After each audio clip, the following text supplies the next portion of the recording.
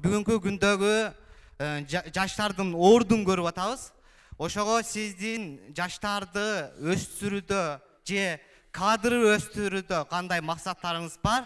Сизге сунуштар элем же болбосо президенттин алдындагы жаштар агенттигин же жаштар министрлиги же областтар арасында жаштар комитетин түзүп берүүнү суранат элем.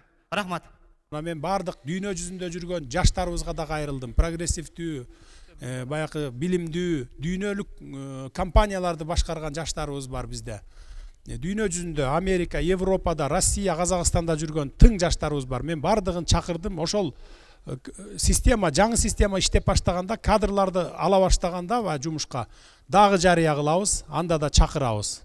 Бул жерде эми мурдакыдай тааныш билиш, тууган урук, акча берип баруу деген болбойт кызматтарга.